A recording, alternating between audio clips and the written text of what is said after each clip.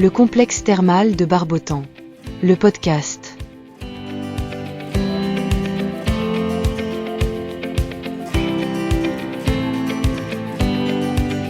Voilà, bienvenue dans ce podcast sur Radio Cool Direct. Je suis au téléphone avec Christophe Echavidre, qui est directeur des thermes et spa de Barbotan, les thermes thermales, la chaîne thermale du Soleil. Bonjour. Bonjour.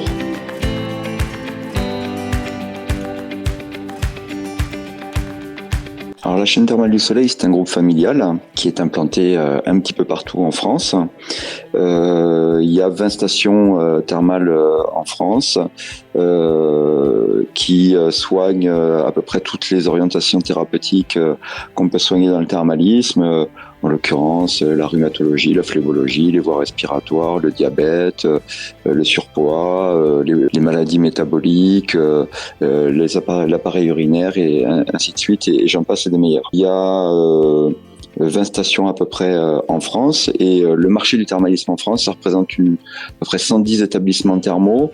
Dans ce marché du thermalisme, la chaîne thermale est le leader, qui soigne à peu près un curiste sur 3 en France. Et à Barbotan, sur les 110 établissements thermaux de France, nous sommes dans les 10 premiers en termes de fréquentation. Alors les thermes de Barbotan, c'est tout d'abord un établissement thermal qui fait des cures thermales. Donc en rhumatologie, c'est-à-dire qu'on soigne tous les problèmes d'articulation, ou en phlébologie, c'est-à-dire tous les problèmes de circulation veineuse, que ce soit au niveau des jambes et plus rarement au niveau des bras. Ça, c'est la première activité, donc avec des cures thermales de 3 semaines qui, lorsqu'elles sont liées à une maladie, vont être prescrites par un médecin traitant ou un spécialiste et vont être prises en charge par la sécurité sociale. Deuxième activité, toujours dans cet établissement thermal, des cures libres, donc de durée plus courte, entre 5 et 15 jours, pour les personnes qui soit ne peuvent pas, soit ne veulent pas faire une cure complète et qui ne seront pas prises en charge par la sécurité sociale. Et puis en parallèle de cette activité thermale, on a aussi d'autres activités. À l'intérieur de l'établissement thermal, nous avons un superbe spa qui fait plus de 400 mètres carrés, avec 4 esthéticiennes, une balnéothérapeute, une responsable, et on fait aussi bien des soins d'hydrothérapie que des soins du corps et du visage sous la bannière de la marque Sotiz avec laquelle nous travaillons. On a aussi un espace de remise en forme qui est ouvert en après-midi et en soirée entre 16h et 20h, où nous faisons de l'aquabike, de l'aquagym, du parcours en rivière de marche, et qui est ouvert à tout le monde. C'est pas des personnes qui sont malades, c'est des personnes qui veulent venir faire de la remise en forme. Et puis d'autres activités qui sont liées à la cure. On a 2 résidences de tourisme, les Mousquetaires, qui est une résidence avec 50 appartements qui a été récemment relookée. Une deuxième résidence qui est plus petite avec 15 logements pour des personnes solo, donc des personnes qui vont venir seules et pour lesquelles on va proposer tout un tas d'animations pour que justement ils ne se sentent pas seuls. Et puis un très bel établissement hôtelier de référence dans le Gers, puisque c'est le seul hôtel 5 étoiles du Gers, qui est aussi un hôtel relais et château qui s'appelle La Bastide, qui a 25 logements et qui propose une cuisine gastronomique de très très haute qualité, qui est inspirée de ce qu'on fait à Eugénie et que proposait notre patron qui malheureusement est décédé récemment, Michel Garard. Alors, est-ce qu'on peut faire un point sur la situation du thermalisme en général, en quelques chiffres sur la France ? Oui, bien sûr. Alors, le thermalisme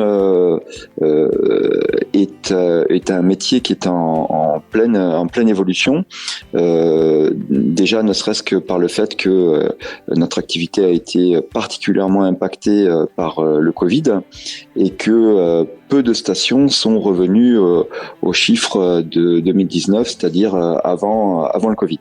Et donc aujourd'hui, en parallèle des cures, le thermalisme s'investit beaucoup sur la prévention. Donc on a de plus en plus de programmes de prévention qui sont proposés dans les établissements thermaux, qui sont accompagnés par la Caisse nationale d'assurance maladie, donc avec une prise en charge de tout ou partie de ces programmes de prévention.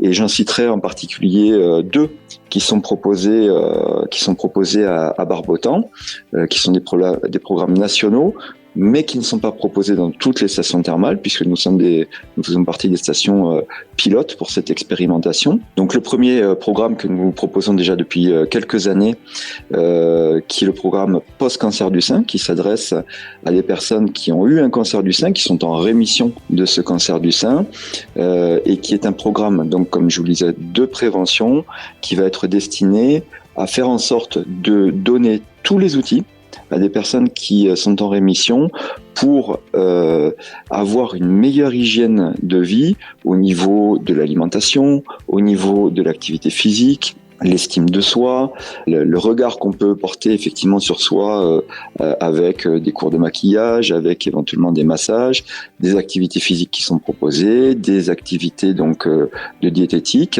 et donc avec un bilan au bout des 3 semaines pour en fait travailler sur tous les axes et donner une boîte à outils en fait à ces personnes pour partir sur de nouvelles et meilleures bases après cette maladie qui change beaucoup de choses dans la vie d'une personne qui en a souffert. Deuxième programme de prévention auquel on participe cette année, c'est le dépistage de la fragilité. Donc ça s'adresse à des personnes qui ont plus de 70 ans, qui vont avoir un questionnaire qui va être administré par notre infirmière qui a été formée et qui va permettre de déceler des éléments qui laisseraient à penser que des personnes peuvent peut-être avoir des éléments de fragilité qui pourraient les amener à court ou à moyen terme vers la dépendance. Et donc, en identifiant de façon précoce ces éléments de fragilité, on va pouvoir travailler dessus et bien sûr en concertation avec la Caisse nationale d'assurance maladie, le médecin traitant et ainsi de suite, et pouvoir repousser le moment où ces personnes tomberont dans la dépendance en leur donnant là aussi des outils, des conseils, des formations pour pouvoir travailler sur ces éléments de fragilité. Christophe Echavidre, donc directeur des thermes et spa de Barbotan, chaîne thermale du Soleil, dans ce podcast. Donc on va arriver à la fin de ce premier podcast. En termes de fréquentation, la chaîne thermale du Soleil, elle a quel poids ? Alors c'est ce que je vous disais tout à l'heure, un poids énorme, hein, puisque un curiste sur 3 soigné en France est soigné par la chaîne thermale du Soleil. Donc c'est considérable.